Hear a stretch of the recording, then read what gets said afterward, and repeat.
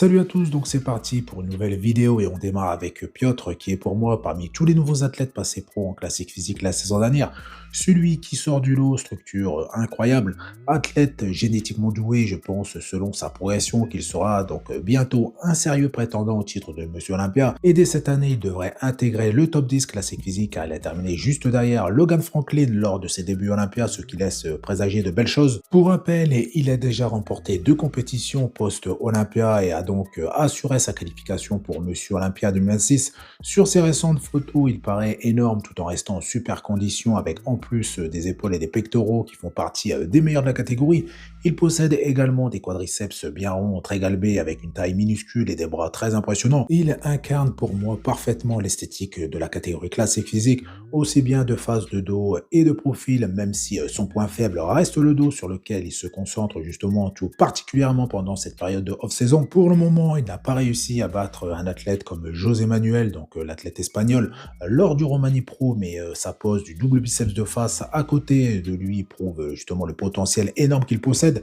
2026 a été une année charnière pour lui avec sa première victoire pro, premier pas chez les pros et première participation olympique où il a reçu de nombreux éloges justement pour son esthétisme et sa structure. Donc Piotr, c'est un athlète à ne surtout pas sous-estimer car il progresse assez vite et de plus, il a encore de la marge avant d'atteindre sa limite de poids en classique physique. On enchaîne avec Adi Chopin dont la présence au prochain Arnold Classic est désormais un grand point d'interrogation car il n'y a eu aucune mise à jour ni déclaration de la part de Adi ou même de son équipe sur la préparation depuis environ 4 semaines.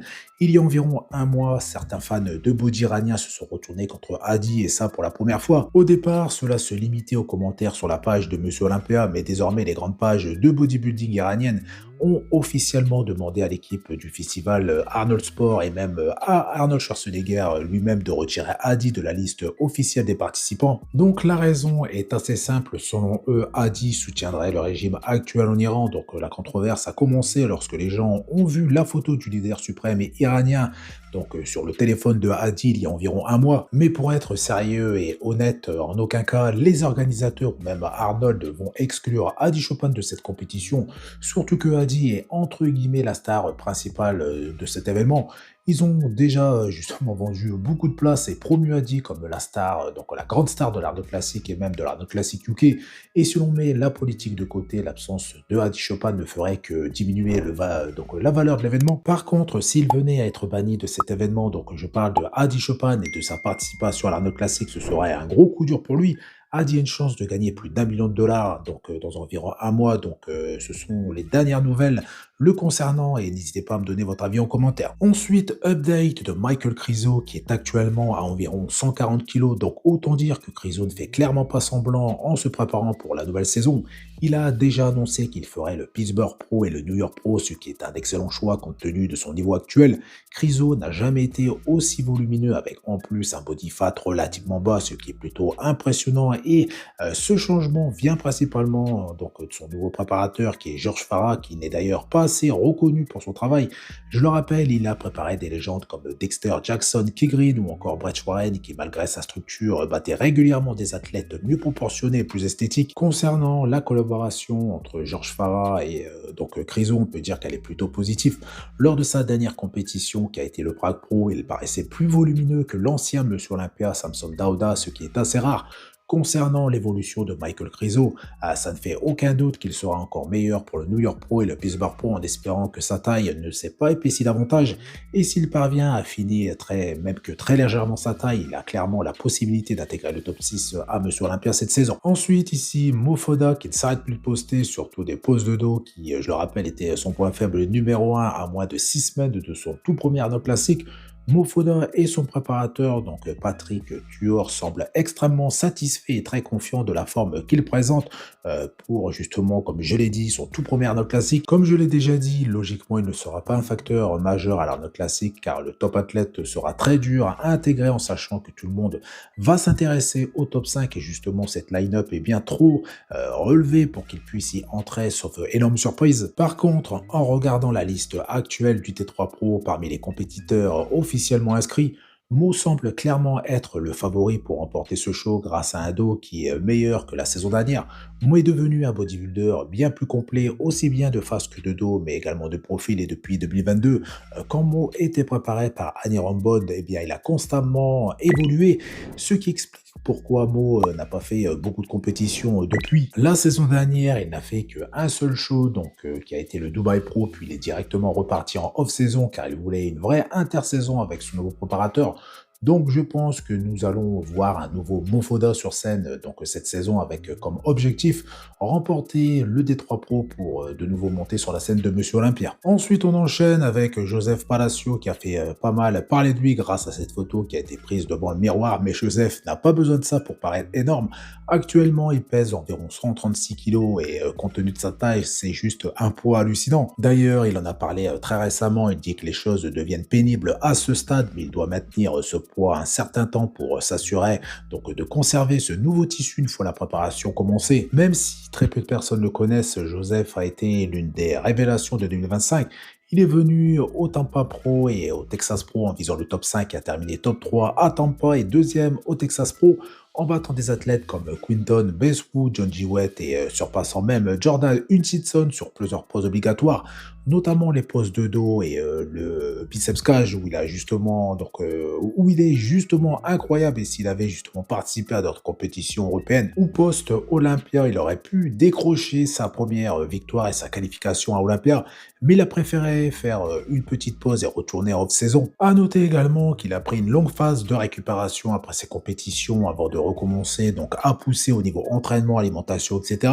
Il a atteint les 135 kg en moins de 2 mois, ce qui est vraiment très rapide et impressionnant vu sa condition. Et je pense même qu'il possède l'une des meilleures chaînes postérieures de la catégorie et ses postes de dos peuvent rivaliser avec n'importe quel athlète de la catégorie, bien évidemment open, et je parle uniquement des top athlètes de la catégorie. Mais malheureusement, il n'a pas une structure naturellement esthétique qui s'est même détériorée au fil de sa carrière, même s'il est encore jeune. Et pour le moment, grâce donc à son préparateur Justin Compton, sa taille reste stable. Donc si je peux dire ça de cette façon, car le poids est stabilisé. Donc pour finir avec cet athlète et après les dernières infos, on pourrait le retrouver de nouveau sur la scène du Tampa et du Texas Pro. On continue cette vidéo avec Samson Dauda qui continue également de son côté de s'approcher des 160 kg qu'il atteindra très bientôt, comme dit dans ma dernière vidéo. Et à ce sujet, deux écoles de pensée s'affrontent dans le monde du body.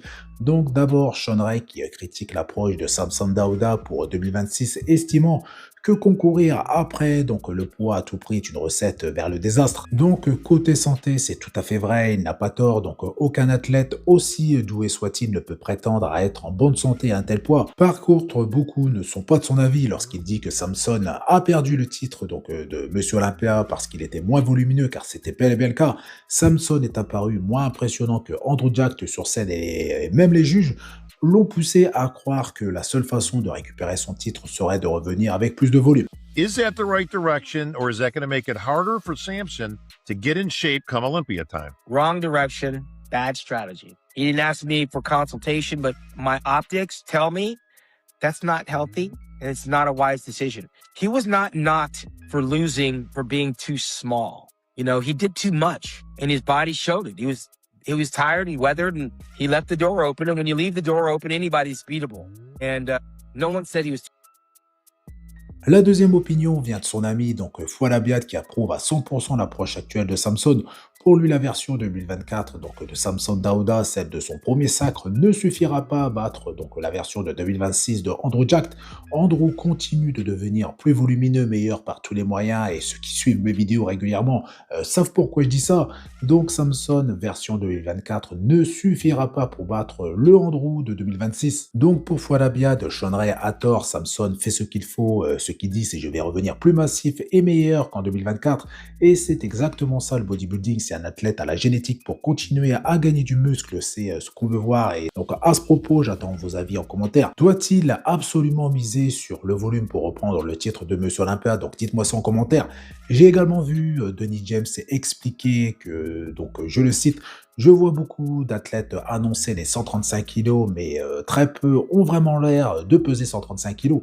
Et il explique qu'à l'époque, si quelqu'un pesait 135 kilos, on voyait littéralement de la viande de partout. Aujourd'hui, seuls quelques athlètes donnent réellement cette impression, comme Samson Dauda ou Michael Krizo, voire même Joseph Palacio. Pourtant, il y a une très longue liste de bodybuilders qui est proche de ce poids, comme Regan Grimes, mais pas que.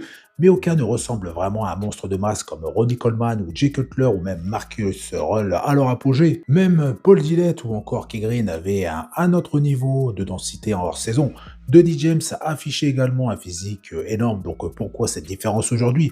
Personne ne nie que les pros actuels pèsent bien leurs 130 kilos et plus, comme beaucoup l'ont dit, mais ne donnent plus visuellement cette impression. There's a guy coming along that is getting bigger and better, and that's Andrew. I don't think 24 Samson will be enough to beat 26 Andrew. And so for that reason, Sean Ray's wrong. Samson is doing the right thing. What Samson is doing is saying, look, I'm going to go back and I'm going to be bigger than I was in 24 and better. And there's nothing wrong with that. This is bodybuilding. This is the whole point of the fucking sport. If you have a guy that has the genetics to keep getting bigger, isn't that what we want? Isn't that why we put Ronnie Coleman on a fucking pedestal? And you got Sean Ray out here saying, no, you should just stay small. That's not fucking bodybuilding. Ensuite, update de Wesley Withers qui, plus la préparation avance et moins il est sous-estimé en sachant qu'il est le seul athlète avec Mike à avoir remporté donc cette compétition de l'Arnold Classic. Wesley connaît donc la pression, il sait aussi ce qui est en jeu, donc sa carrière. Donc c'est simple, il ne peut absolument pas se permettre d'être en dehors du top 3 car si cela arrive, il sera écarté non seulement pour le prochain Monsieur Olympia mais aussi pour toutes les autres compétitions majeures. À environ 10 semaines donc avant la compétition, on avait déjà remarqué quelque chose de différent chez Wesley.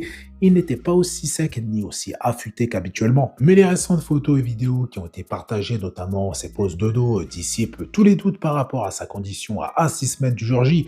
Et c'est juste impressionnant, on voit clairement que Wesley possède l'un des dos les plus complets de toute la catégorie classique physique, mais tout dépendra de ses cuisses comme habituellement. Donc je suis vraiment curieux de voir à quel point ses quadriceps se sont améliorés car en ce qui concerne le haut de son physique, il peut tenir tête à n'importe quel athlète donc sur scène, y compris au top 2, Mike et Ramon, et justement il a battu Ramon en 2024. Et pour finir, donc Sergey Danilov, même si j'ai encore d'autres updates, mais je garde ça pour la prochaine vidéo.